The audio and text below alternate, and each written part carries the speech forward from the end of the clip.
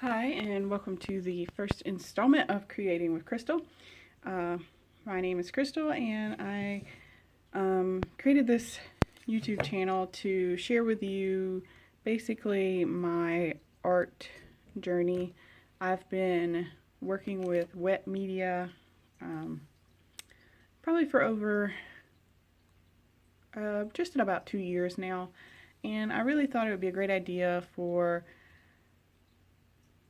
me to create this YouTube channel so that people can grow and learn from me, and I can share some of the things that I've learned, and perhaps coming from someone who is new to the art, to wet media, may help you learn something as well. So hopefully we'll learn together, and I plan to make these videos at least once a week. And so this is going to be the first one, and so since this is the first video, I'm going to start very simple, something that actually I had to look up how to do, and that's basically, I've been working recently with watercolors, and I started out with pan sets that were pre-poured, much like I think like Aquafine. This is my very first set. I still use this regularly, and perhaps I'll do a review on this. A lot of the colors I had really started to use up. I don't know if you can see that, but this is sap green, and it's almost empty. Sorry, my lighting's not the best right now, but this well, yeah, you can see it's pretty much empty, and some of the other colors are like that too. So I've been upgrading my colors slowly, just as a lot of the YouTube art community recommend. So I didn't really jump in with it too hardcore. I just started with a few colors. I actually bought a couple of sets. I'm actually going to grab my palette.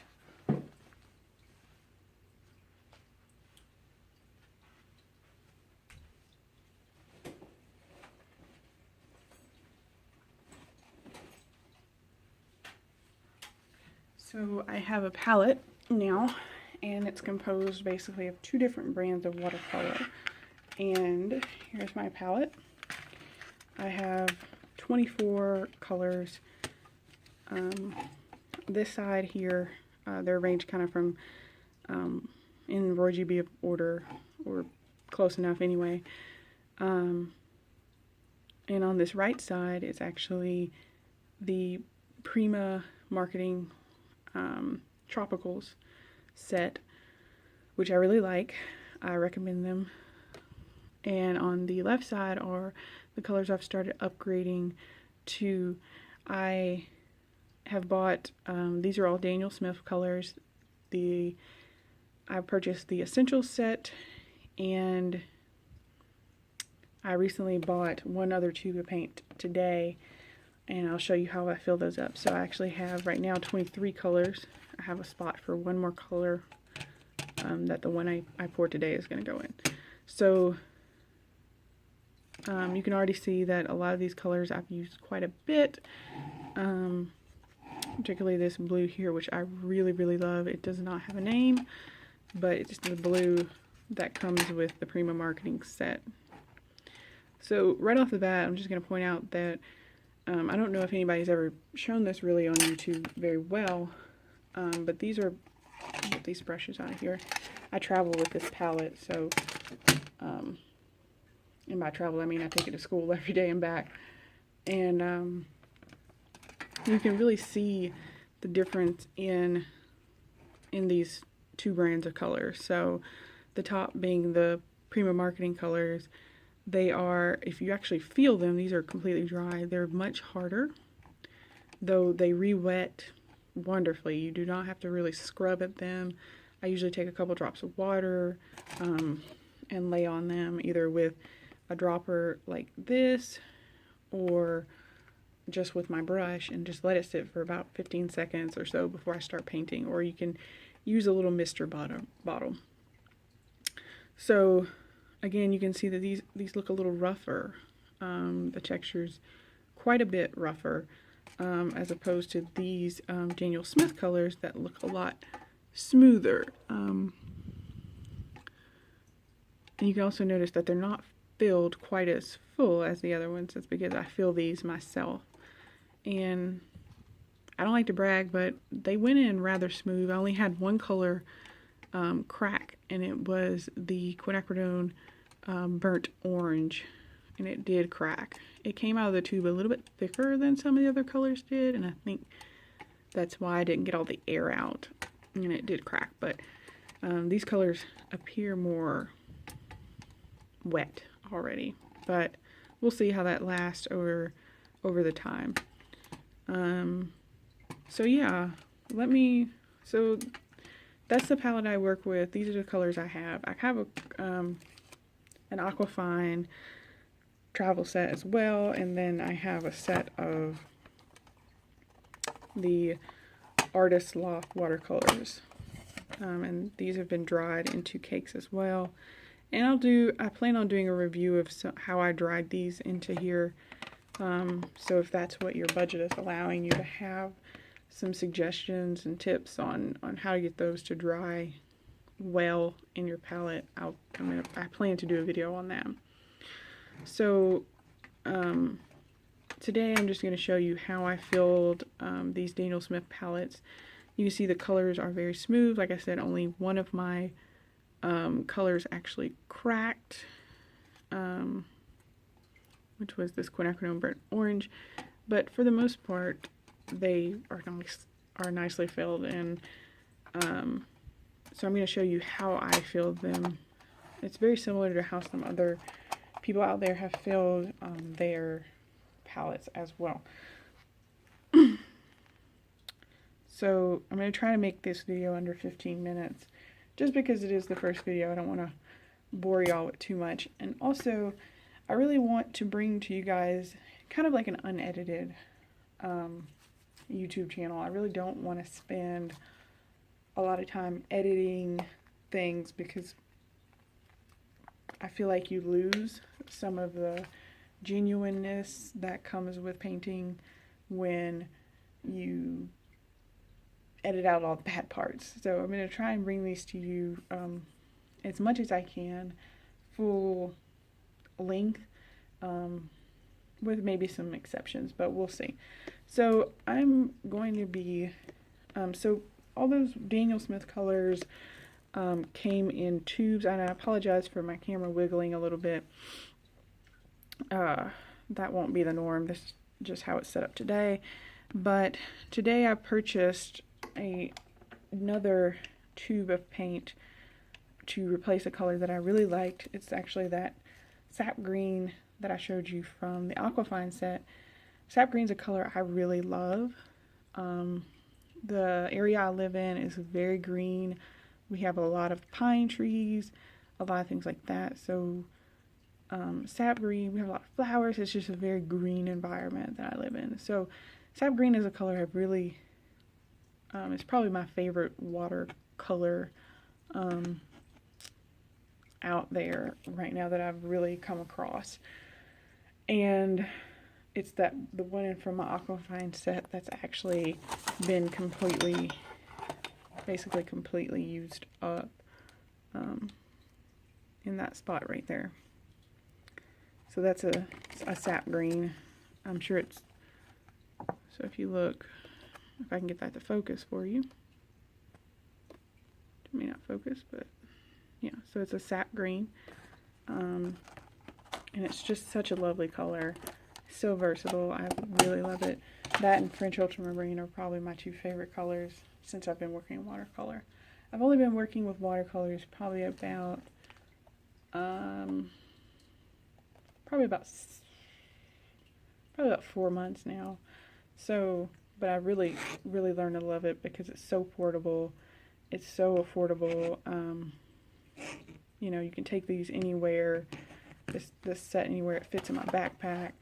I'm an acrylic painter mostly, but you can't really beat the portability of watercolor. And so that's why I really started to get into it as something to supplement my acrylic painting. And so today I'm just going to show you how I fill these. These are called half pans. So these come in half pans and full pans. Half pans, just as the name suggests, half the size of a full pan. And so we're going to fill this up, and these take, it just depends on the color and how warm it is, but I found that to completely get to a dry state, at least a couple days, unless you're going to put it out in the sun, and then maybe a day. So I'm just going to show you how I did this. So let me see if I can get in here a little bit better. So the first thing I tell you to do is when you go to fill your paints, you really want to be ready to do what you're going to do. You don't want to unscrew this and then wait for a really long time, because this may be under a little bit of pressure, and so it's going to start oozing as soon as you open it. So, or it may start oozing. I won't say it will, but it may. Sometimes they'll give you a little crimp in the bottom that I found if you uncrimp it, it'll give you a little bit of negative pressure and it'll pull it back in. But this one's not folded like that, so try not to squeeze these. But yeah, so you're going to need your pan, and I'm just using a little not dressmaker's pen, but like a sewing pen with a little ball in it. Make sure you don't drop that on the ground and step on it. So all we're going to do is always grab by this little metal part and twist it open. And again, we're going to go straight into here. We're going to fill the bottom first, and then we're going to work our way up. Oh, this one didn't. This one did really well. Wow. Okay, so nothing is really in this cap. That's, out of all the colors I've ever squeezed out, I've never seen that happen. Okay, cool. Way to go, Cotman. Okay, so what I do with these big tubes is I actually fill in 2 big squirts first. Make sure you can kind of see how I'm squeezing this. So that's 2 big squirts, and we're just going to put it down toward the bottom. You can squeeze up here at the top, and it'll kind of suck that back in if you really want to, but we're going to need a little bit more, so I'm not going to do that just yet. But what you want to do is just make sure that you get the paint all the way into the corners. You don't want to leave any corner unfilled. So I'm just going to do that now.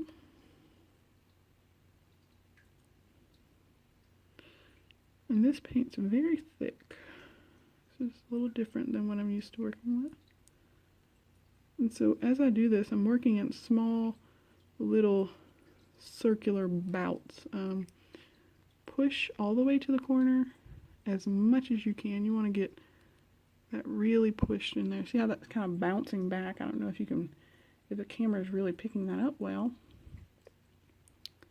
But you want to get that paint all the way to the corner. And when you work in these tiny little circles,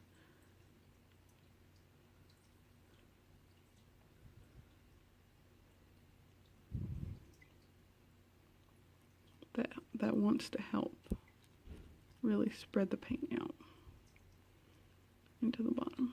And I may not have to do a second squeeze, but I probably will, just so you guys get to see how I would do that. So this is a 21 mil tube, I'm sorry. And so this will fill a half pan about 7 times, depending on how full you actually fill it. So I'm just gonna, so this is a really good value. It's way more economical than purchasing these little half pans already pre-filled. And so now all I'm gonna do is trying to make sure you guys can see that. Let me get a little bit better lighting. Trying to get it a little bit more overhead. Okay, so, ooh, that's even worse. I apologize. I will have a better lighting setup right now. My phone's about to die, and so I'm actually plugged up while I'm doing this. And I have just passed the 15-minute mark. I just said I wasn't gonna go over 15 minutes. That's okay. See how I spread that out on the edge? So as I squoze, I just rubbed it off on the edge. And I'm gonna go ahead and put the lid on this, because if you leave this open, it'll sit here and ooze out. And you really don't want that. You really just want to go ahead and cap this up as tight as possible so that this doesn't go bad. And this will last you a really, really long time. Unless you're painting, it's very thick. So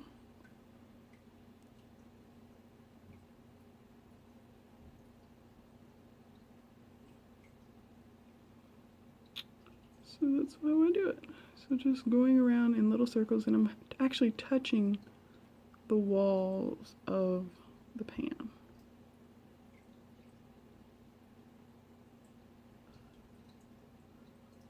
Just get it all nicely stirred up. And, oops, got a little on the side of the tube there. Okay, so, yeah, there's your full pan. And then, what I do is I take the pan, and I apologize because it's probably going to shake the camera a little bit, is actually just tap it on my table. And what that does is it kind of pushes up any air bubbles off the bottom or on the sides, anywhere where we maybe didn't remove the air bubbles. So if you're done right, your pan should look very smooth, very full. It will not look this full once it's dry. So see how this is almost full to the top? This will actually sink down and actually kind of pull down, and it will shrink as it dries. And that's totally normal. Don't freak out if you notice that happening. This will be about half full. Maybe not half. That's probably overestimating, but exaggerating. But it will not be as full as this when you're done. So again, that's all you do. Let this dry. I usually label the sides with a fine tip Sharpie. I can't find my Sharpie right now, so I'm not going to label it. But yeah, this is just Cotman sap green. It comes from a tube.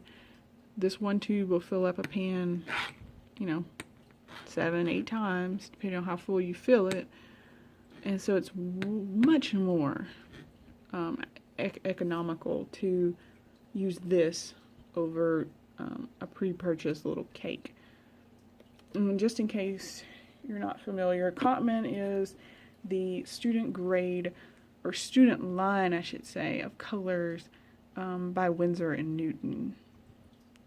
So it says Series 1. That's their student line, and it's in gum Arabic, dextrin.